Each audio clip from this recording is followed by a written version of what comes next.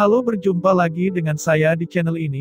Kali ini saya akan menceritakan alur film The Fault in Our Stars, tapi sebelum kita lanjut silahkan subscribe channel ini, agar kalian bisa mendapatkan alur cerita film-film terbaru lainnya. Langsung saja ke alur cerita filmnya. Hazel Grace Lancaster diperankan oleh Shailene Woodley, berbaring di rumput sambil menatap bintang-bintang. Dia menyatakan bahwa dia percaya kita diizinkan untuk memilih bagaimana menceritakan kisah sedih, dan bahwa meskipun seseorang dapat menutupinya dan mengatakan tidak ada yang tidak dapat diperbaiki dengan lagu Peter Gabriel, itu tidak benar. Hazel menderita kanker tiroid stadium 4 dan selalu terlihat membawa tangki oksigen dengan kanula di hidungnya untuk bernapas. Atas perintah ibunya Franny diperankan oleh Laura dan ayah Michael diperankan oleh Sam Trammell, dan dokternya Maria diperankan oleh Anna de la Cruz, dia menghadiri kelompok pendukung kanker di sebuah gereja bernama Literal Heart of Jesus. Orang yang menjalankannya adalah seorang pria bernama Patrick diperankan oleh Mike Birbiglia, yang menderita kanker testis dan sekarang sudah bercerai dan tinggal bersama orang tuanya, tetapi positif karena dia masih hidup. Franny ingin Hazel berteman, tetapi seperti yang dikatakan Hazel, satu-satunya hal yang lebih buruk daripada menggigitnya dari kanker adalah memiliki anak yang menggigitnya karena kanker. Suatu hari selama perjalanannya ke grup, Hazel bertemu dengan Augustus Waters diperankan oleh Ansel Elgort. Dalam pertemuan tersebut, Gus terus menatap Hazel. Patrick pertama kali memanggil teman Gus, Isaac diperankan oleh Nat Wolff, yang memiliki tumor di matanya dan sekarang memakai kacamata, meskipun dia bersyukur karena Monica pacarnya yang panas merokok. Saat Gus dipanggil, dia bilang sudah sembuh dari osteosarkoma setelah kaki kanannya diamputasi, dia pakai prostetik. Patrick bertanya kepadanya apakah dia memiliki ketakutan, dan Gus menyatakan bahwa dia takut dilupakan. Hazel menjawabnya dengan mengatakan bahwa pada akhirnya, segala sesuatu dan semua orang akan hilang dan dilupakan, dan jika itu membuatnya takut, dia harus mengabaikannya. Setelah pertemuan itu, Hazel menunggu ibunya, dan Gus keluar untuk mengobrol dengannya. Mereka melihat Isaac dan Monica bermesraan dan meraba-raba satu sama lain, lalu mengulangi kata, selalu, satu sama lain. Gus menjelaskan kepada Hazel bahwa ini adalah cara mereka untuk mengatakan bahwa mereka akan selalu saling mencintai. Dia menanyakan Hazel namanya dan memberitahunya bahwa dia cantik. Dia kemudian memasukkan sebatang rokok ke mulutnya, yang membuat Hazel kesal karena itu telah merusak kesannya terhadap Hazel.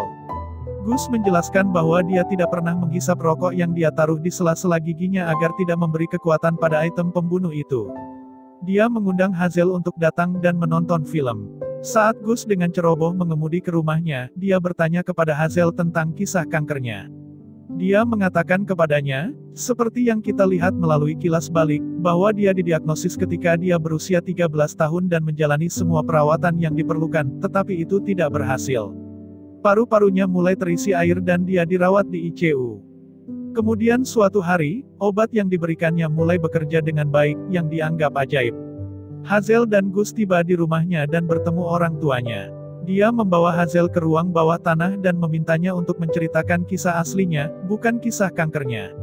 Dia mengaku biasa-biasa saja, tetapi dia menolak itu. Dia memberinya salinan buku favoritnya berdasarkan video game favoritnya, Counterinsurgents.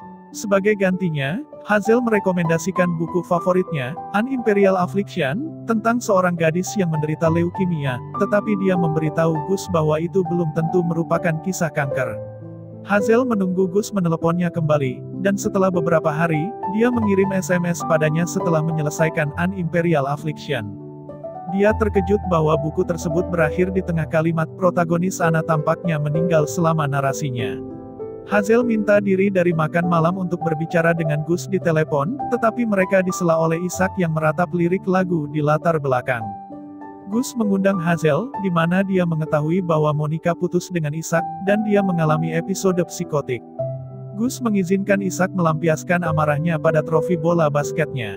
Sementara Isaac menghancurkan mereka, Gus berbicara dengan Hazel tentang akhir buku, dan dia mengatakan kepadanya bahwa dia telah menulis ratusan surat untuk mengajukan pertanyaan kepada penulis buku, Peter Van Houten, tentang apa yang terjadi setelah cerita, seperti nasib Ibu Anna dan hubungannya dengan manusia tulip Belanda, dan Sisyphus hamster peliharaan Anna. Suatu malam selama percakapan telepon, Gus memberitahu Hazel bahwa dia melacak asisten Van Houten dan mendapat tanggapan dari pesan yang dia tulis kepadanya. Van Houten berterima kasih kepada Gus atas minatnya dan Hazel pada novel tersebut, dan bahwa dia tidak memiliki rencana untuk menulis tindak lanjut untuk An Imperial Affliction. Hazel terkejut karena butuh satu email itu untuk mendapat jawaban. Dia memutuskan untuk menulis emailnya sendiri kembali ke Van Houten untuk mengajukan pertanyaan. Beberapa hari kemudian, Hazel mendapatkan tanggapannya sendiri dari Van Houten, yang juga berterima kasih atas ketertarikannya pada cerita tersebut, bahkan mengundangnya untuk mengunjunginya di Amsterdam. Karena sangat gembira, Hazel memberitahu ibunya, dan meskipun dia ingin membuat putrinya bahagia, dia tahu dia tidak akan mampu membelinya. Hazel kemudian membaca email ke Gus, dan mereka tetap berbicara sampai pukul 1. Hazel memutuskan sudah waktunya untuk menutup telepon. "Oke," jawab Gus. "Oke," kata Hazel balik. Gus memutuskan bahwa "oke" bisa menjadi "selalu" mereka. Hazel memberitahu Gus tentang undangan tersebut, dan Gus menyarankan untuk meminta jenis organisasi semacam Makek Awis untuk mengabulkan keinginannya. Hazel menyatakan bahwa dia sudah menggunakan keinginannya untuk pergi ke Disney World. Gus kecewa karena keinginannya itu klise. Beberapa saat kemudian, Gus muncul di rumah Hazel dengan membawa bunga, dan kemudian mengundangnya piknik ke taman yang menampilkan taman bermain kerangka raksasa bernama Funky Bones. Gus bercanda bahwa dia telah membawa semua penaklukan romantisnya ke sini dan itulah sebabnya dia masih perawan. Dia bahkan mengilustrasikannya dengan menggambar sebuah lingkaran di tanah para perawan dan sebuah lingkaran kecil di dalam tubuh anak laki-laki berusia 18 tahun dengan satu kaki. Saat mereka berpiknik, Gus mengatakan kepadanya bahwa dia berbicara dengan Jin dan meyakinkan mereka untuk mengabulkan keinginannya membawa Hazel ke Amsterdam. Dia sangat gembira. Hazel terbangun di tengah malam mengalami kesulitan bernapas karena cairan mengisi paru-parunya. Orang tuanya membawanya ke rumah sakit, dengan Gus menunggu di luar karena dia tidak diizinkan masuk khusus keluarga. Cairan Hazel terkuras dari paru-parunya dan dia pulih. Setelah pertemuan dengan dokter, mereka memutuskan bahwa dia secara fisik tidak sehat untuk bepergian kemanapun dalam kondisinya. Hazel kemudian teringat kilas balik ketika dia berada di ICU sebagai seorang anak dengan Franny memberitahunya bahwa dia bisa melepaskannya, dan kemudian terisak-isak kepada Michael bahwa dia tidak akan menjadi seorang ibu lagi. Merasa sedih, Hazel duduk di depan ayunan di halaman belakang yang dibangun ayahnya ketika dia masih kecil. Dia memanggil Gus dan mengungkapkan kesedihannya. Dia datang dan mereka duduk di ayunan. Dia mengatakan padanya bahwa dia menjaga jarak darinya tidak mengurangi kasih sayangnya padanya. Dia membandingkan dirinya dengan granat dan bahwa dia akan meledakkan dan menghancurkan segala sesuatu di belakangnya. Karena tidak ingin menyakiti Gus, Hazel memutuskan untuk tetap berteman. Beberapa hari kemudian, asisten Van Houten Lidewich mengirim email kepada Hazel untuk memperpanjang undangan lagi setelah mengetahui bahwa mereka akan bepergian ke Amsterdam dalam seminggu. Hazel memanggil ibunya, dan dia mengakui bahwa dia ingin mengejutkannya, tetapi mereka memang pergi ke Amsterdam. Hazel memeluk Franny dan kemudian mengirim pesan kepada Gus. Dia menjawab, "Segalanya akan datang, Waters." Dia kemudian melihat ke bawah ke paru-parunya dan mengatakan kepada mereka untuk menjaga kotoran mereka tetap bersama. Gus tiba dengan limusin untuk menjemput Hazel dan Franny, menyatakan ingin bepergian dengan gaya. Di pesawat, Gus menjadi gugup karena dia belum pernah naik pesawat sebelumnya, tetapi dia menjadi bersemangat begitu mereka lepas landas. Pada hari pertama mereka di Amsterdam, Hazel dan Gus melewati kanal dan pergi ke restoran Belanda Orange. Hazel memakai gaun biru imut yang diberikan oleh Franny padanya. Gus terpana melihat betapa cantiknya Hazel. Di restoran, mereka disajikan dom perignon dan mereka menikmatinya. Mereka makan malam, dan Gus dengan bangga menyatakan cintanya kepada Hazel, yang membuat Hazel tersenyum lebar. Pelayan datang dengan membawa lebih banyak sampahnya, dan katanya makan malam itu semua dibayar oleh Van Houten. Keesokan harinya, Hazel dan Gus menemui Van Houten. Mereka disambut di pintu oleh Lidewich, diperankan oleh Lord Verbeek, yang menyambut mereka di dalam. Ada surat penggemar yang belum dibuka di seluruh lantai. Pasangan itu menemukan Van Houten diperankan oleh Willem Dafoe, di piyamanya, minum scotch. Mereka duduk sehingga Van Houten bisa menjawab pertanyaan mereka, tapi dia malah memainkan rap Swedia. Hazel mulai mengajukan pertanyaan, seperti nasib Ibu Anna dan manusia tulip Belanda, tetapi Van Houten hanya menjawab dengan filosofi yang tidak masuk akal. Gus bertanya apakah dia mempermainkan mereka, dan Van Houten membuat komentar kasar tentang kanker Gus. Dia hanya menjadi lebih buruk dengan menolak menjawab pertanyaan Hazel dan menghina dia dan penyakit Gus. Hazel dan Gus keluar. Van Houten bertanya mengapa dia memikirkan pertanyaan-pertanyaan ini, dan Hazel hanya menyuruhnya untuk pergi sendiri. Lidewich terkejut dengan perilaku Van Houten, mengawal Hazel dan Gus ke rumah Anne Frank. Karena tidak ada lift, Hazel harus menaiki semua anak tangga dan menaiki tangga, yang membuat napasnya tegang. Mereka naik ke lantai dengan rekaman vokal buku harian Anne Frank. Saat suara tersebut berbicara tentang menangkap kecantikan, Hazel dan Gus berbagi ciuman pertama mereka. Para penonton, termasuk Lidewich, bertepuk tangan pada mereka. Mereka kembali ke kamar Gus dan bercinta untuk pertama kalinya. Hazel meninggalkannya dengan gambar lingkaran perawan besar, dan lingkaran anak laki-laki berusia 18 tahun dengan satu kaki di luar lingkaran besar itu. Di hari terakhir mereka, Hazel dan Gus sarapan bersama Franny sebelum berjalan berdua saja. Mereka duduk di bangku dan Gus mengatakan kepadanya bahwa ketika dia di ICU, dia merasakan sakit di pinggulnya dan menjalani PET scan. Hazel sudah tahu apa yang akan dia katakan padanya. Gus mengatakan scan, menyala seperti pohon Natal, dan kanker kembali dan menyebar ke seluruh tubuhnya. Hazel meletakkan kepalanya di bahunya dan menangis. Gus mencoba meringankan suasana dengan menyarankan mereka bercumbu. Hazel, Gus, dan Franny kembali ke Indianapolis dengan dijemput Michael. Beberapa hari kemudian, Hazel dan Gus bergaul dengan Ishak, yang sekarang benar-benar buta dan memberitahu mereka bahwa Monica belum berbicara dengannya sejak putus. Untuk menghiburnya, Hazel dan Gus membeli telur, dan mereka pergi ke rumah Monica dan melempari mobilnya dengan telur. Gus menelepon Hazel di tengah malam untuk memintanya datang ke pompa bensin untuk membantunya. Dia berkendara ke sana untuk menemukannya duduk di mobilnya, berlumuran lendir dan muntahannya sendiri, dengan infeksi di perutnya dari tabung G. Hazel mulai memanggil ambulans, terlepas dari permintaan Gus. Ambulans tiba dan membawa pergi Gus. Gus menjalani lebih banyak perawatan untuk kanker sampai para dokter memutuskan untuk mengeluarkannya dari kemo. Dia sekarang membutuhkan kursi roda untuk berkeliling.